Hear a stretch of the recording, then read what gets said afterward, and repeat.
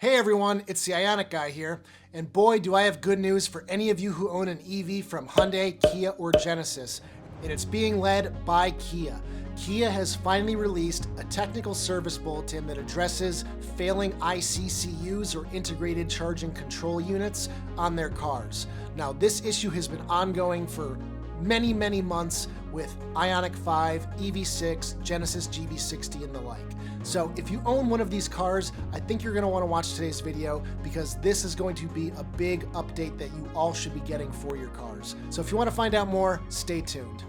So for those of you who aren't well versed in what this issue is, Hyundai, Kia, Genesis EVs for about a year now have been experiencing an issue where you could just be driving down the road and all of a sudden you will lose motive power, meaning the car cannot propel itself forward. There's a warning that pops up and it tells you to pull over, and then you have to get your car towed to a dealership because it no longer moves. Now there's a couple things that are leading to this. There is a fuse for the ICCU that is failing, and then there's also the ICCU itself, which can fail in its own regard. So these two components together can cause to this failure. Now, what this software update from Kia is doing is it is proactively doing something to the ICCU's logic. So what Kia is blaming in this technical service bulletin is an overcurrent condition in the high voltage system. So something is producing too much current that something in the ICCU cannot handle, and it is causing it to fail. They don't really say much else here. In the specific messages they're saying that you will see are a warning light on the driver display saying service warning light, check electric vehicle system, and or stop vehicle and check power supply. So these are the three messages that you don't want to see on your Hyundai, Kia, Genesis EV.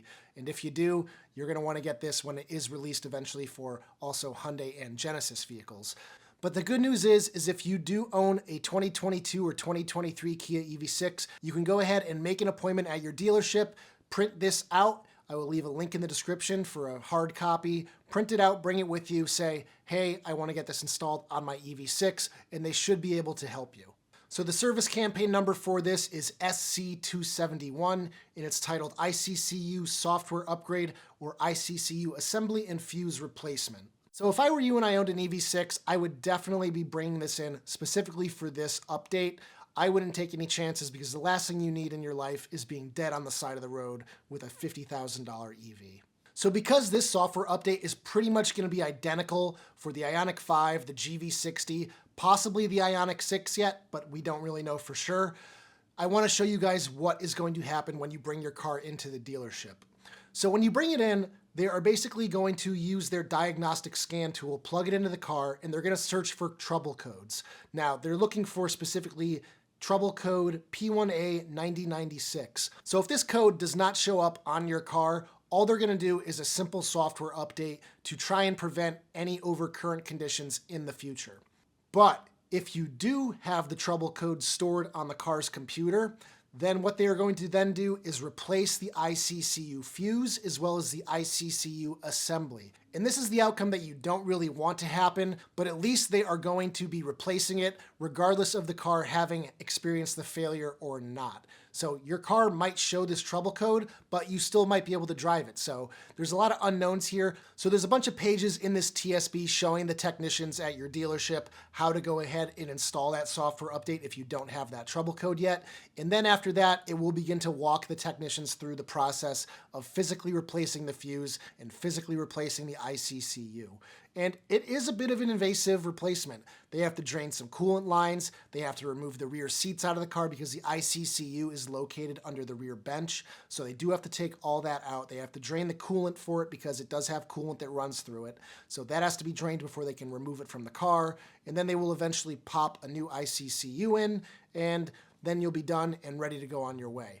The big question here is, are ICCUs readily available to the service departments? Can they say, I've got a car with a failed one, I need another one? How long is it actually going to take?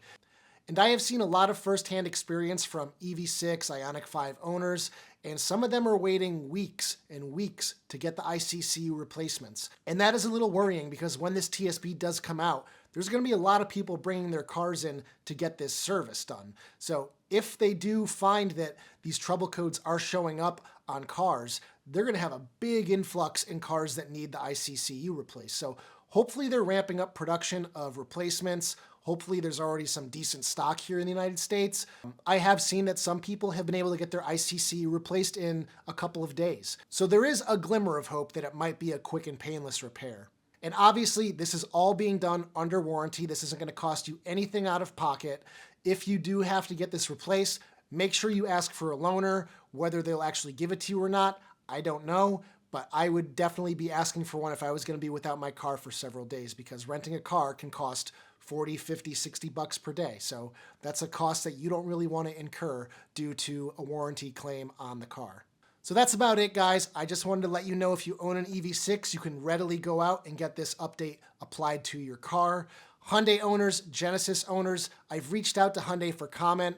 Hopefully we will hear soon whether or not this is coming this month. I know if it does come out, I will be making an appointment as soon as possible to go in and get this installed, because I really don't want to have to deal with this issue. But the second I find out, I will be sure to let you guys know.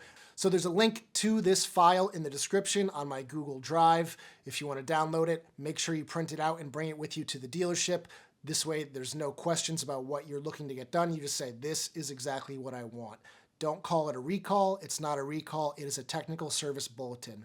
If you tell them it's a recall, they will be looking for a recall specifically, and it's not going to show up. So make sure you refer to it as a technical service bulletin. But anyway, guys, if you liked today's video, be sure to give it a thumbs up, and I'll see you guys in the next one. Take care, everybody.